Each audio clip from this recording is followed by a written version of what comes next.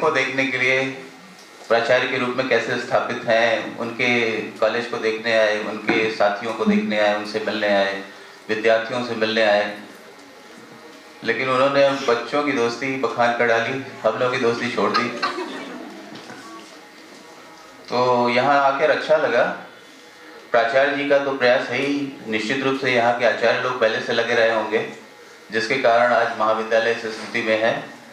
2 साल की जो कुछ पिछले दिनों में कई सेमिनार हुए, कार्यक्रम हुए, वो वास्तव में सुनकर अच्छा लगता है कि कॉलेज में, दूर दराज के कॉलेज में इतने सेमिनार हो रहे हैं। और आपके प्राचार्य जी ने बताया कि यहाँ 6 वाइस चांसलर आ चुके हैं। 6 वाइस चांसलर आ जाना किसी एक दूर दराज के कॉलेज में कोई आसान या बड़े आसानी से संभव होने वाली बात नहीं है। 6 अलग अलग वाइस चांसलर यहाँ आ चुके हैं अलग अलग कार्यक्रमों में। तो आपको और सभी विद्यार्थियों को बधाई इसके लिए। आज का विषय जो लिया गया, भारतीय शिक्षा समिति के माध्यम से, शिक्षा मंत्रालय भारत सरकार के माध्यम से वाणिज्यिक शब्दावलियों का भारतीय भाषाओं में अनुवाद विषय पर जो राष्ट्रीय कार्यशाला आयोजित की जा रही है। ये थोड़ी टेक्निकल विषय है, वाणिज्य के बारे में नहीं बल्कि वाणिज्यिक शब्दावलियों के अनुवाद के बारे में। तो ये थोड़ी हमारे लिए भी, जो हम लोग सेमिनार वगैरह, कॉन्फ्रेंस वगैरह अटेंड करते रहते हैं या पेपर वगैरह प्रेजेंट करते रहते हैं और भाषण देते रहते हैं, उसमें उससे थोड़ी सा हट कर है।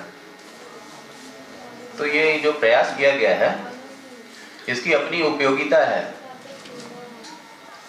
आपने ध्यान दिया होगा, जो विज्ञान विषय है, तकनीकी विषय है, इसमें शब्दावलियों के अनुवाद पर विशेष ध्यान दिया जाता रहा है।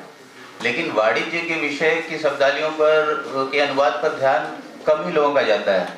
खासकर ये सरकार का, सरकारी जो मंत्रालय है, विभाग है, उनका। ये जानकर अच्छा लगा कि ये विज्ञान विषय के अतिरिक्त ये जो वाणिज्य विषय के शब्दों के अनुवाद पर भी सरकार ध्यान दे रही है, लोगों का ध्यान है, इस पर ये कार्यशाला आयोजित की गई है। ये महत्वपूर्ण क्यों है? वाणिज्य विषय की शब्दावलियों का अनुवाद महत्वपूर्ण क्यों है? आप जानते हैं कि जो वाणिज्य है, व्यवसाय, उद्योग, ये सबको प्रभावित करने वाली चीज़ है। एक जो लेमैन होता है, एक आम आदमी, उससे लेकर के एक अरबपति तक कोई भी व्यक्ति हो, उसके लिए इन भाषाओं का, शब्दों का वास्ता पड़ता है। उन्हें इन शब्दों का प्रयोग करना पड़ता है, वो इससे बच नहीं सकते। इसलिए ये वाणिज्य शब्द के जो शब्दावलियां हैं, उनके अनुवाद काफी महत्वपूर्ण विषय है। अनुवाद की अपनी कठिनाइयां होती हैं। यहाँ हम लोग, अनुवाद का मतलब ये नहीं है कि अंग्रेजी भाषा का हिंदी में अनुवाद है तो ये तमाम भाषाओं की बात होगी। लेकिन यहाँ पर हमारे क्षेत्र में महत्वपूर्ण है कि हिंदी और अंग्रेजी में अनुवाद की क्या स्थिति है, उसमें क्या सुधार होना चाहिए, उसमें क्या कठिनाइयाँ हैं। तो ज़्यादातर हम लोग चर्चा इसी तरफ करेंगे कि हिंदी अंग्रेजी जो अनुवाद होता है वाणिज्यिक शब्दावलियों का, उसकी क्या स्थितियाँ हैं। आप लोग विषय से परिचित होंगे। मुझे लगता है कि जो वाणिज्य के विद्यार्थी हैं, ज़्यादातर वो, उनका मीडियम या हिंदी होगा कि इंग्लिश है? हिंदी है। कुछ बच्चे अंग्रेजी माध्यम से भी कर रहे होंगे। तो मुख्य रूप से हिंदी का प्रयोग हम लोग करते हैं। क्षेत्रीय भाषाएं ज़्यादा उपयोगी मानी जाती हैं किसी भी विषय के ज्ञान के लिए, उसके विकास के लिए, उसको समझने के लिए, उस विषय को जानने के लिए अच्छा रहता है कि हम अपने प्रयोग की भाषा का इस्तेमाल करें। हिंदी हमारी क्षेत्र की भाषा है, प्रयोग की भाषा है। अगर हम उसमें विषय को पढ़ते हैं तो उसका ज्ञान वो हमारी तरह समझ में अच्छा आता है, बड़े आराम से उसको समझ सकते हैं। वरना अगर अंग्रेजी में आपको वही पुस्तकें मिलती हैं, वही चीज़ें मिलती हैं, तो उसको समझने में थोड़ी सी कठिनाई होती है भाषा की वजह से। तो ये एक बात हुई, अलग बात हुई। लेकिन यहाँ हमको बात करनी है अनुवाद के विषय में। हिंदी में जो वाणिज्य विषय के जो शब्द इस्तेमाल किए जाते हैं, प्रायः वो अंग्रेजी का अनुवाद किए गए हैं। ये ज़्यादातर जो बुक्स वगैरह आती हैं छप के, वो फॉरेन राइटर्स को देख करके इंडियन राइटर्स वगैरह जो पढ़ते हैं। पहले तो शिक्षा के लिए आपने सुना होगा कि करीब 50 साल पहले लोग विदेशों में जाया करते थे, पढ़े थे। इंडिया, भारत में तो देर से ये जो मॉडर्न एजुकेशन सिस्टम है देर से विकसित हुआ। अंग्रेजों के आने के बाद कुछ खुले हैं कॉलेजेस और उसके बाद धीरे धीरे विकसित हुआ है यहाँ पर school system, college system, university system वगैरह। तो ज़्यादातर अंग्रेजी से अनुवाद किए गए हैं। यहाँ के जो विषय हैं, पुस्तकें हैं, अंग्रेजी से अनुवाद की गई। तो जब अंग्रेजी भाषा का हिंदी में अनुवाद किया जाएगा तो स्वाभाविक है कि बहुत सारे शब्द नहीं मिलेंगे, बहुत सारे शब्दों अनुवाद में कठिनाइयाँ आएंगी। तो ये मुझे लगता है ये जो वर्कशॉप हो रही है इसी सब मामलों से संबंधित है। आपने ध्यान दिया होगा हमारे वाणिज्य में तमाम तरह के सब्जेक्ट्स हैं जिसमें ये विशिष्ट शब्दों का प्रयोग किया जाता है। कोई भी आप विषय ले लीजिए, अकाउंटेंसी ले लीजिए, अकाउंटेंसी में भी कॉस्टिंग, मैनेजमेंट अकाउंटिंग ले लीजिए, उधर फाइनेंशियल अकाउंटिंग ले लीजिए, फाइनेंशियल से भी रिलेटेड बहुत सारे हैं, पोर्टफोलियो मैनेजमेंट है, क्या क्या ये इकोनॉमिक्स तक आती है, बिजनेस इकोनॉमिक्स आती है, इंडियन इकोनॉमी आती है, ऐसे कितने सारे विषय हैं यहाँ। हमारे जो विषय हैं अकाउंट्स हैं के अलावा ये कंपनी लॉ है, बिजनेस लॉ है, ऐसे एक लाइन है, श्रृंखला है शब्दों की, मार्केटिंग है, ह्यूमन रिसोर्स मैनेजमेंट वगैरह है। तो इन हर सब्जेक्ट्स में बहुत सारे शब्द ऐसे मिलते हैं जिनको इंग्लिश उसका अनुवाद करने में या इंग्लिश से हिंदी अनुवाद करने में कठिनाई होती है, महसूस होती है। वो कठिनाई होती क्यों? कुछ खास तरह की कठिनाइयाँ होती हैं। जैसे कुछ शब्द हैं, जैसे अकाउंट सबसे फेमस शब्द है, अकाउंट, उसके भी कई दोनों अर्थ हो जाते हैं, खाता भी होता है और लेखा भी होता है। ये अगर आपको कहीं एक चीज बतानी है, खाते के बारे में करना है, तो लेखा लिख देंगे तो गड़बड़ हो जाएगा। अकाउंट्स का अनुवाद करते समय हमेशा ध्यान देना है कि हम किस बारे में बात कर रहे हैं, उस बारे में, उस संदर्भ में हमको अनुवाद करना रहता है। हमेशा ध्यान देना है कि जिस चीज़ की आप व्याख्या कर रहे हैं, जिस चीज़ की बात कर रहे हैं, उसमें उसको ध्यान में रख के अनुवाद करें।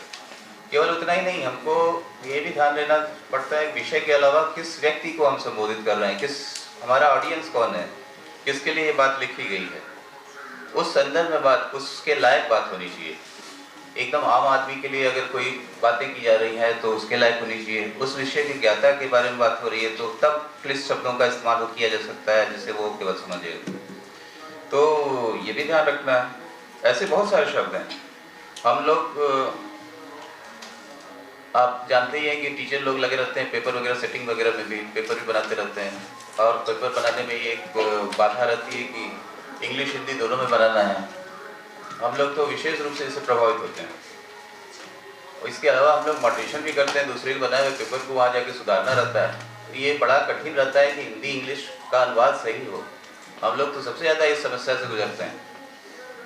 विद्यार्थियों से ज़्यादा स्थिति खराब रहती है शिक्षकों की।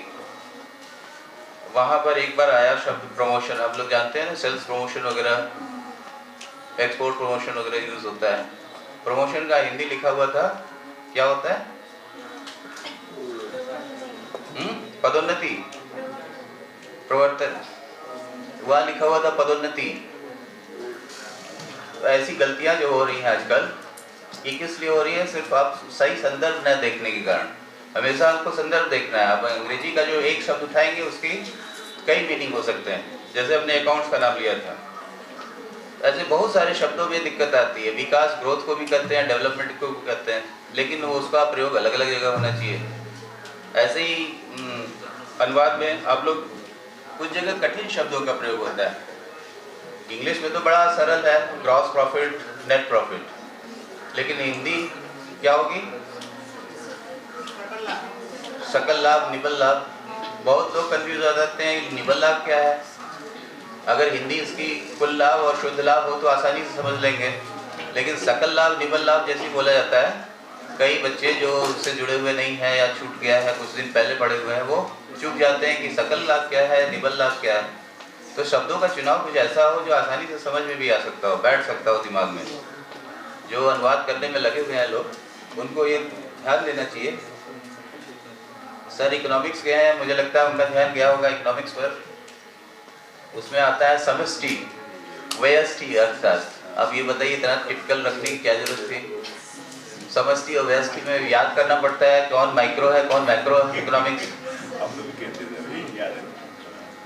तो ये अनुवाद अगर सरल हो थोड़ी और पकड़ शब्दों को पढ़ते ही समझ में आ जाए, माइक्रो तो पढ़ते ही समझ में आता है, माइक्रो मिनी है, मैक्रो बड़ा है, लेकिन व्यष्टि तो आपको भी ध्यान देना होगा। व्यष्टि में व्यक्ति जुड़ा हुआ है, व्यय जुड़ा हुआ है, समष्टि में सम जुड़ा हुआ है, समस्त जुड़ा हुआ है। तो कुछ आपको भी ध्यान देना होगा, आपको भी दिमाग लगाना होगा कैसे हम उसका सही सटीक अर्थ पकड़ पाएँ। तो ये मेहनत की चीज़ है, अनुवाद कोई आसान चीज़ नहीं है, बहुत अलग अलग मामलों का ध्यान रखना पड़ता है। ऐसे ही या कम्युनिकेशन, बिजनेस कम्युनिकेशन पूरा है हम लोग के यहाँ सब्जेक्ट ही कम्युनिकेशन से जुड़ा हुआ, उसी में कुछ ऐसे शब्द इस्तेमाल होते हैं। ग्रेप वाइन, ग्रेप वाइन का मतलब अंगूर से बनी, और यहाँ अर्थ में लगाया जाता है गपशप से। तो ऐसे ऐसे अजीब अजीब शब्द हैं जिसको अगर आप सटीक शुद्ध अगर अनुवाद करेंगे तब भी गड़बड़ हो जाएगा, आपको उसको भावार्थ लेना पड़ेगा। तो बहुत सारे ऐसी चीज़ें हैं जिसको ध्यान में रखना पड़ेगा अनुवाद करते समय। वाणिज्य विषय में ये बहुत बड़ी समस्या है। आपको जितने सब्जेक्ट आप लोग पढ़ते हैं शायद किसी और विषय में हो इतने सारे सब्जेक्ट, हर विषय में ऐसे क्लिष्ट शब्द पड़े हुए हैं जिसकी इंग्लिश या अनुवाद करते समय दिक्कत होती है। तो विद्यार्थियों के संदर्भ में देखते हैं, विद्यार्थी अब आप अगर इस क्षेत्र के हिंदी में पढ़े हुए हैं विद्यार्थी, तो क्या आपकी स्थिति अच्छी है उन विद्यार्थियों से जो अंग्रेजी में इस विषय को पढ़े हुए हैं, या खराब है? आपके मन में विचार आता होगा कि अगर हम इंग्लिश पढ़े होते तो क्या स्थिति होती, इंग्लिश मीडियम रहता तो क्या स्थिति होती। मैं बता दूं, जो हिंदी विद्यार्थी हैं उन्होंने हिंदी के शब्दों का प्रयोग किया हुआ है, वो बाद में जाकर के अगर पीजी लेवल में कहीं और उच्च स्तर पर जाकर इंग्लिश के शब्दों का इस्तेमाल भी करते हैं, उनको ज़रूरत भी पड़ती है, तो ये बड़े आसानी से समझ सकते हैं। उनको इंग्लिश और हिंदी में ट्रांसलेट करने में दिक्कत कम होगी अपेक्षाकृत उनको जो अंग्रेजी माध्यम से पढ़े हुए हैं, क्योंकि अंग्रेजी माध्यम से पढ़ा हुआ तो हिंदी टर्म जानता ही नहीं, वो तो वही गूगल ट्रांसलेटर वगैरह यूज़ करेगा। गूगल ट्रांसलेटर जहाँ यूज हुआ वो पदोन्नति हो जाएगी उसकी, प्रमोशन की। तो आप लोग बड़ी अच्छी स्थिति में हैं कि आपने हिंदी में अपनी शिक्षा ग्रहण की हुई, इसलिए ये अगर इस मामले को लेते हैं अनुवाद के, हिंदी और अंग्रेजी अनुवाद को विषय लेते हैं, तो ये आप अच्छी स्थिति में हैं अपेक्षाकृत उनके जो अंग्रेजी माध्यम के विद्यार्थी रहे। लेकिन दिक्कत कहाँ आती है? हम टीचर्स के बारे में तो हमने बताया कि पेपर सेट करने में आपको दिक्कत आती है, मॉडरेशन में दिक्कत आती है। विद्यार्थियों को आप हिंदी माध्यम से पढ़ रहे हैं और परीक्षा दे रहे हैं, यहाँ तो चल जा रहा है, लेकिन आप जब आप आगे जाते हैं कंपटीशन वगैरह देने, वहाँ पर जो आपके क्षेत्र के लोग टीचर वगैरह नहीं उसको बनाए रहते हैं, पेपर बाहर से पेपर बन के आया रहता है, दिल्ली वगैरह के से वो पेपर सेटिंग वगैरह होती है, वहाँ पर समस्या आ जाती है। कॉमर्स में एक भयंकर समस्या आती है कि वो अलग अलग तरह के शब्दों का इस्तेमाल किया जाता है।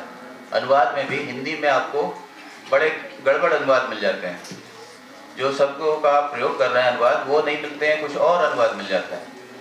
तो इसलिए अब आपको ये प्रयास करना पड़ेगा जो आप हिंदी में वर्ड्स यूज़ कर रहे हैं उसका इंग्लिश भी देखते रहें। अगर आपको आगे कंपटीशन देना है, OMR वगैरह शीट पर आजकल ऑब्जेक्टिव क्वेश्चन के आंसर देने पड़ते हैं, इंग्लिश हिंदी दोनों में लिखा रहता है, तो वो आपके लिए अच्छी स्थिति होगी अगर आप अंग्रेजी भी शब्दों का ध्यान रखें, इसका अंग्रेजी अनुवाद क्या होगा। अगर पूरी तरह डिपेंड रहेंगे हिंदी पर तो वहाँ पर फंसने की संभावना रहती है, क्योंकि हम लोग तो हिंदी अच्छी जानते हैं लेकिन बाहर और प्रदेशों में हिंदी का अच्छा ज्ञान नहीं रखते हैं, वो डिक्शनरी पर ट्रांसलेटर जो गूगल ट्रांसलेटर उस पर डिपेंड करते हैं, तो वो ज़रूर गलती करते हैं या ऐसा मुश्किल अनुवाद कर देते हैं जिसको समझना एकदम मुश्किल हो जाता है। तो इसलिए आप लोगों का ये भी प्रयास होना चाहिए कि हिंदी के साथ साथ उनका जो अंग्रेजी है अनुवाद वो भी देखते रहें, कुछ शब्दों को जानते रहें। और होता भी है जो हिंदी की पुस्तकें हैं उसमें अक्सर वो ब्रैकेट में या जो हेडिंग्स है टाइटल्स है इंग्लिश में लिखी रहती है, बस इसीलिए कि आप उस टर्म्स को कम से कम अंग्रेजी में जानते रहें। तो मैं ज़्यादा नहीं कुछ कहूँगा, हमारे बाद हमारे सीनियर हमारे कलीग भी हैं, आपसे कुछ जरूर करना चाहेंगे, उससे आगे बातें रखना चाहेंगे।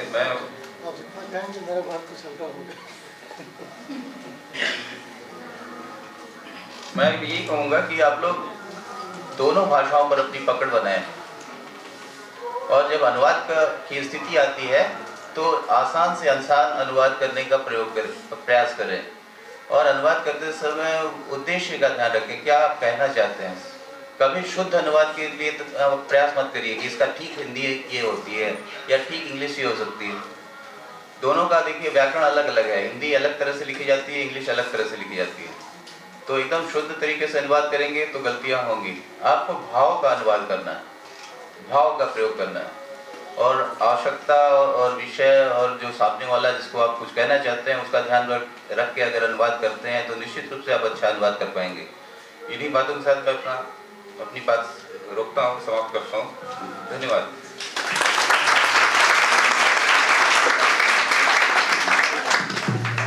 धन्यवाद सर। आपने एक बात कही, अंग्रेजी भाषा